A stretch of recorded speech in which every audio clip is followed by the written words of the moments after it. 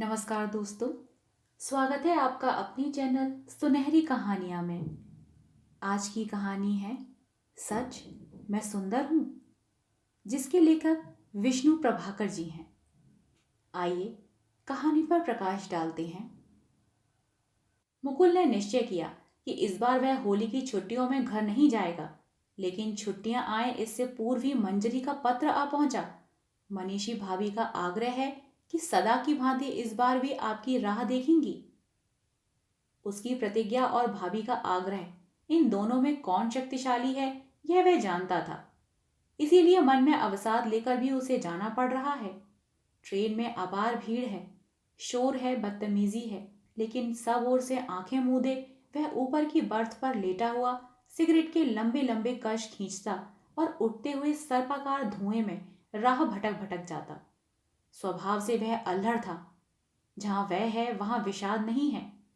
मृत्यु के मुख पर भी एक बार मुस्कान बिखर जाती, लेकिन आज उसके स्मृति पटल पर ऐसा कंपन है जैसा संभवतः रडार में होता है। किसी संकट की सूचना, लेकिन वह संकट की बात सोचना नहीं चाहता। पर ज्यों-ज्यों वह उसे स्मृति पटल से मिटाने की चेष्टा करता, त्यों-त्यों उसकी रेखाएं और स्पष्ट होती और उभरती। विस्मृति की चेष्टा में ही स्मृति का जन्म होता है। रात वर्ष उल्लास से भरा भरा वह घर पहुंचा था, तो मंजरी ने मनी भाभी से मुस्कुराकर कहा था, जानती हो भाभी, मुकुल भैया क्यों आए हैं? मनी भाभी बोली, अपने घर कोई क्यों आता है यह जानने की भी क्या कोई जरूरत होती है? मंजरी हंस पड़ी, होती है भाभी, होती है। अब भाभी मुस्कुराई, तो तुमसे मिलने आए होंगे? हम्म, मुझसे नहीं, तुमसे। तो फिर क्या बात है? भाभी से मिलने जाना क्या अनधिकृत है? जी, अनधिकृत तो नहीं, अद्भुत अवश्य है, विशेषकर इन दिनों। उफ, भाभी खुलकर हंसी। तो यह बात है। मंजरी ने भैया की ओर देखा, कहा, कहती थी ना, भाभी जानती हैं। मुकुल की उत्फुल्लता पूर्णता की ओर थी। बोला, जानती क्यों नहीं? सहसा धुएं में एक तीव्र कंपन हुआ। कल्पना का महल तिरोहित हो गया और मस्तिष्क में एक विचार जाग आया। न जाने किस शास्त्र ने भाभी के साथ होली खेलने का अधिकार दिया है। शायद यह परंपरा है, और परंपरा की शक्ति विधि विधान धर्म और शास्त्र सबसे ऊपर होती है। न जाने कब किस देवर ने किस भाभी के साथ पहली बार होली खेली होगी। उसने एकाएक करवट बदली, फिर हंसी आई। हूं ना मूर्ख, इसमें खोज की क्या बात है? इस परंपरा के पीछे शाश्वत यौन आकर्षण है। सिगरेट का धुआं फिर नए मेघों का निर्माण कर रहा था, और उनके पटल पर मंजरी कुछ गंभीर होकर कह रही थी, मुकुल भैया, हमारी भाभी इन बातों को पसंद नहीं करती। क्यों? क्यों क्या? देखा नहीं तुमने कितनी सादी रहती है? कभी कभी तो डर लगता है। उस दिन हमारे घर आई थी, मैंने भोजन के लिए कहा तो आ बैठी। दाल में नमक ज्यादा था, लेकिन वह बोली नहीं। मैं जानती थी। मैंने उनसे कहा तो हंस दी। बोली, यदि कभी कभी ज्यादा नमक न पड़े तो ठीक का पता कैसे चलेगा? मुकुल ने बड़ी तीव्रता से सिगरेट के कश खींचे, फिर बुदबुदा उठा, सचमुच कभी कभी ओवरडोज की जरूरत होती है। वही जीवन का आनंद है। समता तो थका देने वाली होती है। धुएं के बादल गहरा उठे। उनके पीछे मनी भाभी की सलोनी आंखें उभर आईं। उस दिन उन्होंने पूछा था, देवर जी, आखिर होली क्यों खेली जाती है? और तब मुकुल ने अपना संचित ज्ञान कोश जैसे भाभी के चरणों में उड़ेल दिया था। सारे इतिहास का रत्ती रत्ती वर्णन उसने रस विभोर होकर किया था, और उस तमाम समय भाभी अचरज से मुस्कुराती उसकी ओर देखती रही। मुकुल बोला, सच तो यह है भाभी, यह प्रकृति का त्योहार है। प्रकृति हंसती है, मधु ऋतु मुस्कुराती है, किसान उन्मत्त हो उठता है, हम हंसते हैं। हंसना ही तो जीवन है। वर्ष भर जीवन की विषमताओं में हम डूबे रहते हैं। एक दिन मुक्त होकर खूब हंसें। ऐसा सोचकर ही किसी दूरदर्शी पुरातन पुरुष ने इस त्योहार का आविष्कार किया था। हाँ लाला, वर्ष भर रोकर एक दिन हंसना या एक दिन हंसकर वर्ष भर रोना, सौदा काफी महंगा है ना देवर जी? भाभी, झूठ कहती हूं मैं। हंसना रोना क्या कभी एक साथ होता है? जब एक रोता है तभी दूसरे को हंसी आ जाती है। नहीं भाभी, आज के दिन कोई नहीं रोता, सभी हंसते हैं। सहसा वह उठ बैठा, दृष्टि नीचे की ओर गई। पाया अधिकांश यात्री औंघ रहे हैं, कुछ पढ़ भी रहे हैं, कुछ दीवार से सटे खड़े हैं, और गाड़ी है कि अपनी रफ्तार से चली जा रही है, निर्मुक्त निर्द्वंद। सोचा, सभी हंसते हैं। सचमुच क्या सभी हंसते हैं? आज भी चारों ओर रोना ही कुछ अधिक है। भूख, अभाव, आत्महत्याएं, पुलिस, जेल, सभी कुछ पूर्ववत है। लेकिन फिर भी हंसने वाले हंसते हैं। लेकिन जिनके प्रिय बिछड़ गए हैं, क्या वे भी हंस सकते हैं? उनके लिए रोना ही सत्य है। वे रोएंगे तभी तो हंसने वाले हंसेंगे। कैसी विडंबना है, कैसा चक्रव्यूह है। हंसना रोना, रोना हंसना। सहसा भाभी की एक और बात याद आ गई। देवर जी, हंसना और रोना, क्या यही जीवन का मूल तत्व है? तो आत्मसमर्पण। भाभी, पल के उस 17वें भाग में कहकर भाभी लजा आई और मुकुल हो उठा आत्मविभोर। प्रेम की सिरहन जैसे उसकी शिराओं में उमड़ आई।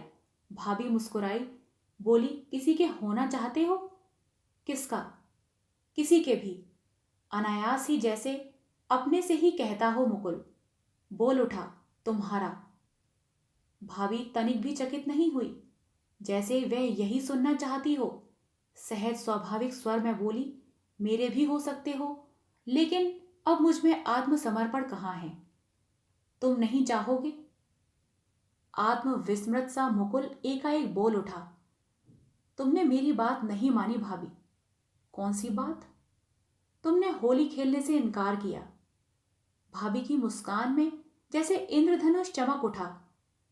होली खेलना चाहते हो तो खेलो। सच? हाँ सच। मुकुल तुरंत दौड़कर रंग ले आया, लाल, पीला, नीला, हरा। भाभी वहीं उसी तरह बैठी रही, मंद मंद मुस्काती, उसी की राह देखती। मुकुल ने पिचकारी भरी, बोला, हो जाओ तैयार। भाभी ने कहा, बैठी तो हूं। मुकुल एकाएक ठिठक गया। नहीं नहीं, मंजरी ठीक कहती थी, तुम होली खेलना पसंद नहीं करती। तुम होली खेलना नहीं चाहती, चुपचाप बैठकर भी होली खेली जाती है। भाभी ने उठने का जरा भी प्रयत्न नहीं किया। बोली, देवर जी, मैं न चाहूं, तुम तो चाहते हो, तुम्हारी चाह का मैं सम्मान क्यों ना करूं? नहीं भाभी, जो तुम नहीं चाहती उसमें रस कहां से ओढ़े लोगी? क्या कहते हो देवर जी? संसार में ऐसा ही तो होता है, सदा एक की चाह दूसरे पर लाद दी जाती है। मुकुल तीव्र गति से काम गया। बोला, नहीं भाभी नहीं, मैं अपनी चाह तुम पर न लादूंगा। भाभी हर्ष और विषाद की झूले में जैसे झूलती हो, चेहरे पर एक रंग आया एक गया। बोली, देवर जी, तुम तो पागल हो, जितना चाहे रंग डालो, मैं बुरा ना मानूंगी। कहते कहते वह विद्युत की गति से उठी, एक बाल्टी उठाई और मुकुल को सराबोर कर दिया। और उसके बाद यही सब सोचते सोचते मुकुल कुछ पिघला, कुछ हर्षित हुआ, कुछ खिन्न भी हुआ। लेकिन स्मृति का राजरथ तीव्र गति से आगे बढ़ता चला गया। वह रंग खेल ही रहे थे कि मंजरी आ गई। बोली, अरे भैया, यह क्या हुआ? मैं तो समझती थी कि भाभी केवल ज्ञान की बातें ही बगाड़ती हैं। देखती हूं कि देह तो रंगीली भी है, पुरुष को हरा सकती हैं। बाप रे बाप, नारी को क्या यह शोभा देता है? और वह खिलखिलाकर हंस पड़ी। भाभी भी हंसी, बोली, इसमें अशोभन क्या है मंजरी? पुरुष ने सदा नारी के संग होली ही खेली है, और किसी योग्य तो वह उसे समझता नहीं। दोनों भाई बहन जैसे सहर सहर उठे कि उसी क्षण बड़े भैया वहां आ गए। गीले गालों पर आंचल सरका कर भाभी चुपचाप किवाड़ के पीछे हो गई। एक क्षण कोई कुछ न बोला। फिर मंजरी जैसे बरबस हंसी, बोली, भैया, आज भाभी ने मुकुल भैया की खूब परीक्षा ली। पहले तो उपदेश दिया, फिर यह दुर्गति कर दी। भैया हंस गए। बोले, मंजरी, जीत मुकुल की ही हुई है। उसने अपनी भाभी को होली खेलने के लिए विवश कर दिया। मैं नहीं कर सका। मुकुल ने सहसा अपने ममेरे भैया की ओर देखा। वह अत्यंत कुरूप थे और हंसी उस कुरूपता को और भी उजागर कर देती थी। वह कुछ नहीं बोल सका। केवल संध्या को जब भाभी को प्रणाम करने आया तो कहा, परीक्षा समीप है, अब जा रहा हूं। भाभी सकपकाई, अभी इतनी जल्दी? हाँ भाभी। भाभी ने एक लंबी सांस खींचकर केवल इतना ही कहा, अच्छा देवर जी, जीवन में सफल हो यही मैं चाहती हूं। उसने सिगरेट का आखिरी कश खींचा और बचे हुए टुकड़े को आराम से डब्बे में एक हुक में रख दिया। फिर गाल हथेली पर टिका, सामने निगाह जमा दी। सोचने लगा उस पत्र की बात जो अगले ही दिन भाभी ने लिखा था।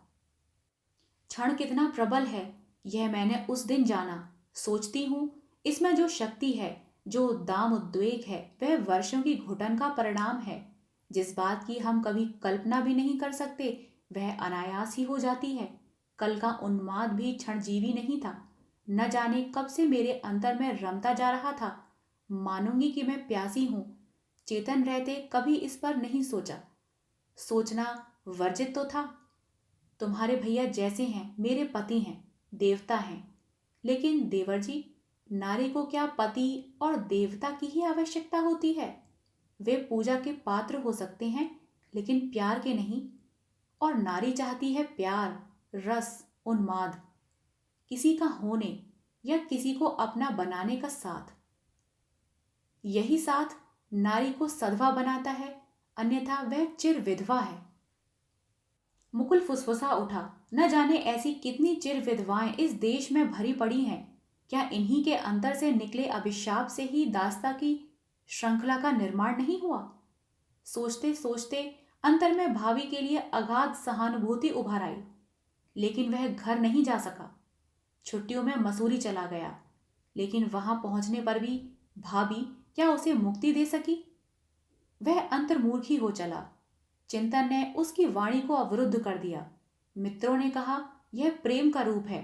प्रोफेसर बोले यह सनक है।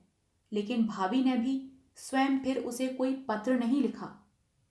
मंजरी के पत्रों में भी उनकी बहुत कम चर्चा रहती थी।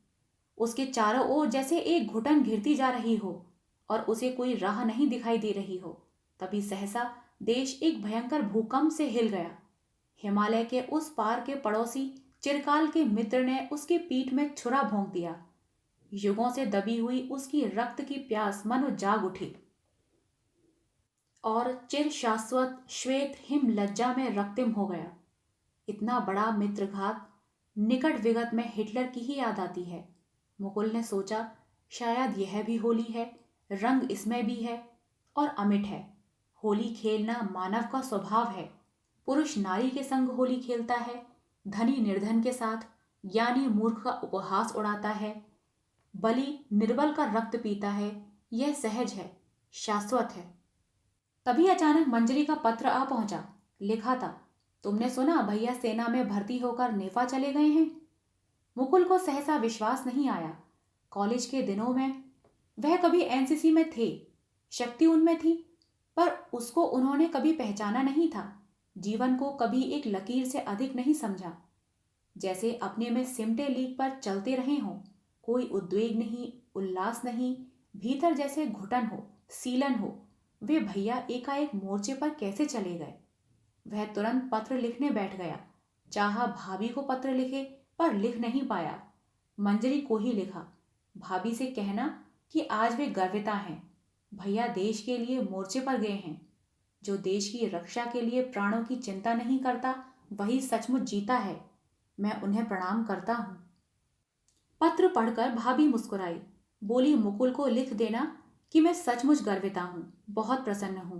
केवल कभी कभी याद आती है, लेकिन उस याद का हर क्षण प्रेम को पवित्र करता रहता है। मुकुल जैसे सिहर उठा, जैसे आत्मविस्मृत, किसी भय से आक्रांत, किसी अनचाहे दर्द से पीड़ित वह आडोलित हो गया। तभी नीचे कहीं कुछ कोलाहल उठा। क्षणिक व्यवधान के कारण कल्पना पट हिल गया। सुस्थिर हुआ तो मंजूरी का 1 महीने बाद का दूसरा पत्र सामने था। भारत सरकार ने सूचित किया है कि भैया लापता हैं और भाभी के लिए जैसे इसका कोई अर्थ ही नहीं है। न रोती है न सुनती है, पत्थर की प्रतिमा जैसी यंत्रवत काम में लगी रहती है। उसे खूब याद है कि वह फुसफुसाया भी, भाभी रोई नहीं। क्यों? क्यों नहीं रोई? क्योंकि जैसे तूफान गरज उठा, 49 पवन एक साथ घुमड़ घुमड़ आए। कई क्षण वह आलोड़ित रहा, फिर स्तब्ध हो गया। बहुत चाहा कि तुरंत भाभी को लिखे, परंतु 3 दिन के प्रयत्न के बाद 2 ही पंक्ति लिख सका। भैया अवश्य लौटेंगे। जगदीश्वर इतने निर्दयी नहीं हो सकते। उत्तर में इतना ही पाया, मैं जानती हूं।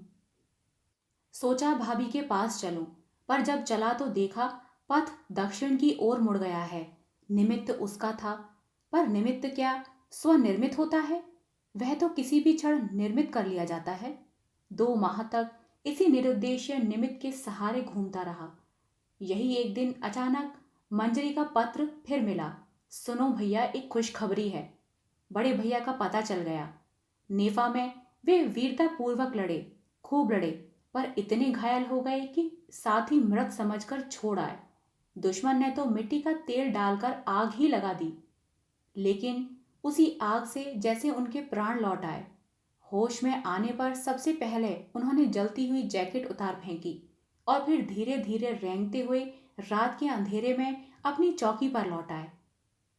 उफ, उस छोटी सी यात्रा की कहानी मैं लिख नहीं सकूंगी। रोमांच हो उठता है।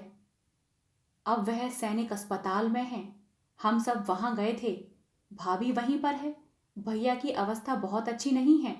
शत्रु की गोली ने नाक का कुछ भाग काट दिया है। प्लास्टिक सर्जरी हुई है। सुनते हैं एक हाथ और एक पैर भी काट देने की बात है। वे लौट आए, यही क्या कम बात है?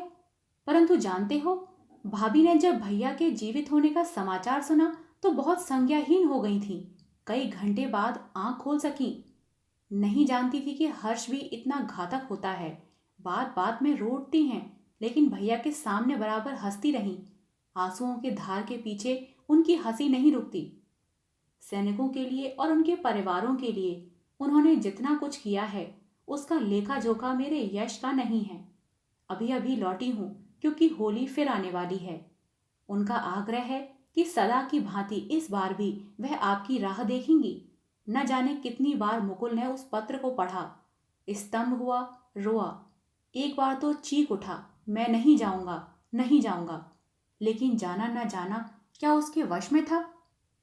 उसने तेजी से करवट बदली, पर तभी पाया कि गाड़ी की गति धीमी पड़ रही है। पटरी बदलने के कारण गाड़ी की आवाज में खरखराहट भर आई। केबिन पास से गुजर गया। नीचे के यात्री बोल उठे, स्टेशन आ गया। मुकुल को यहीं उतरना था। सामान उसके पास बहुत सीमित था। बाहर जाने पर पाया कि मंजरी पागलों की तरह उसी को ढूंढ रही है। देखते ही बावली सी चीख उठी, भैया! मुकुल ने प्यार से उसे थपथपाकर पूछा, तू अच्छी है? हाँ, मैं अच्छी हूँ। भाभी कैसी हैं? प्रसन्न हैं, बहुत प्रसन्न हैं। इस बार होली खेलने की उन्होंने बहुत तैयारी की है। नाना प्रकार के रंग, केसर के लेप, स्वादिष्ट मिठाइयाँ। मुकुल बोल उठा, क्या कह रही है तू? मंजरी ठीक ही कह रही थी। जब वह भाभी के पास पहुंचा तो सहसा पहचान ना पाया।